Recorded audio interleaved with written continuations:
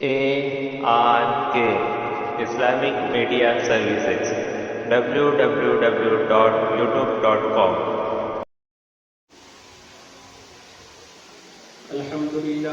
الحمد لله وكفى وسلام على عباده الذين اصطفى أما بعد فأعوذ بالله من الشيطان الرجيم بسم الله الرحمن الرحيم يا أيها الذين آمنوا اتقوا الله حق تقاته ولا تموتن إلا وأنتم مسلمون صدق الله مولانا العلي العظيم. محترم بزرگوں اور دوستوں، آج جو ہم نے ہمارے دو مقتدر علماء کرام کے بیانات سنے، پہلے بیان میں قریب 5 باتیں سنائی گئی اور اس بات کی طرف توجہ دلائی گئی کہ یہودیوں کی طرح سے ہم نے نہیں رہنا چاہیے کہ ان کو کتاب دی گئی، ان کو علم کے سورس دیے گئے، انہوں نے پس پشت ڈال دیا تو ان کی مثال گدھے کی سی بنا دی اور قرآن سے اس کے حوالے دیے گئے. اس کے بعد پھر حضرت مولانا عبدالرؤوف صاحب ندوی دامت برکاتہم نے اپنے بہت ہی اچھوتے انداز میں، پیارے انداز میں اور مختصر الفاظ کے ساتھ اور آپ کے دل کے اندر جھانکتے ہوئے، معاشرے اور سماج کو مد نظر رکھتے ہوئے کچھ بہت ہی خاص باتیں ارشاد فرمائی. اللہ کرے کہ وہ باتیں مجھے اور آپ کو یاد رہے، کیونکہ ایک ہوتا ہے سننا سنانا. اگر سننا سنانے سے اگر انقلاب آ جاتا اور حالات بدل جاتے تو شاید مسلمانوں کے حالات آج بہت کچھ بدلے ہوئے ہوتے. لیکن جس طرح سے بیماریوں کے نام اور اس کے دوائیوں کے نام پڑھ کر سنانے سے علاج نہیں ہوتا، تو اس طرح سے اگر ہم وہ باتیں یہی بھول کے چلے گئے تو فائدہ کچھ نہیں ہوگا. تو ان باتوں کو اپنے ذہن میں دوڑاؤ جو باتیں کہی گئی ہیں، اور ظاہر سی بات ہے کہ بہت زیادہ باتیں جمع ہو جائے گی تو پھر اس کا ریویژن بھی بہت مشکل ہو جائے گا. اس لیے میں بیان نہیں کر رہا ہوں، بس درخواست کر رہا ہوں. ایک تو یہ کہ آج دونوں ہمارے بزرگوں نے جو باتیں ارشاد فرمائی اس کو یاد رکھو، اپنے ذہن میں اس کو ریپیٹ کرتے رہیں. دوسری بات یہ کہ یہ جو قرآن کوئز رکھا گیا 2 دن کا ہے، 2 دن کے اندر یہ اس کا رزلٹ بھی آ جائے گا، تو آپ یہ فارم اپنے ساتھ لے جائیں. میری تو ایسی درخواست تھی حافظ عمر صاحب سے کہ انہوں نے خود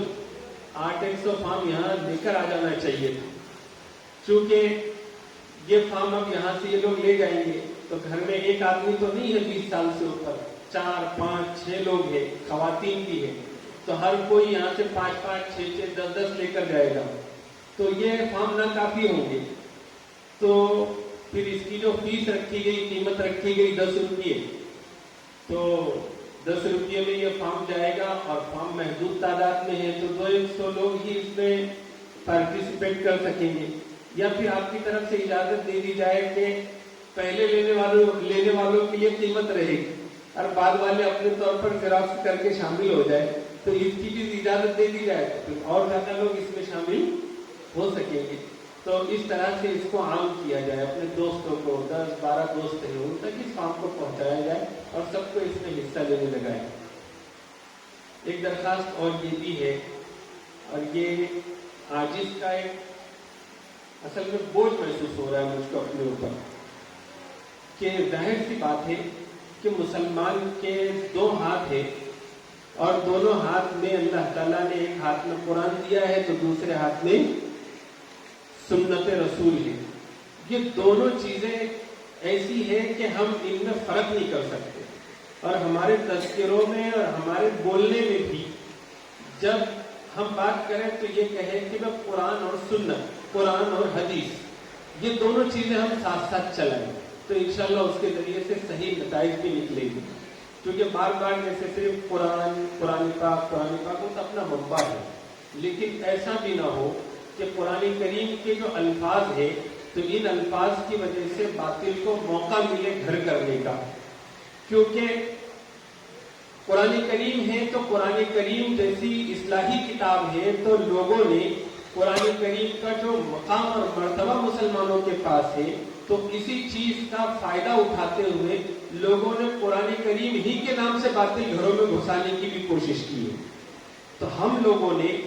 اس چیز کو ملحوظ رکھنا چاہیے، باطل کی رگیں وہاں کٹے گی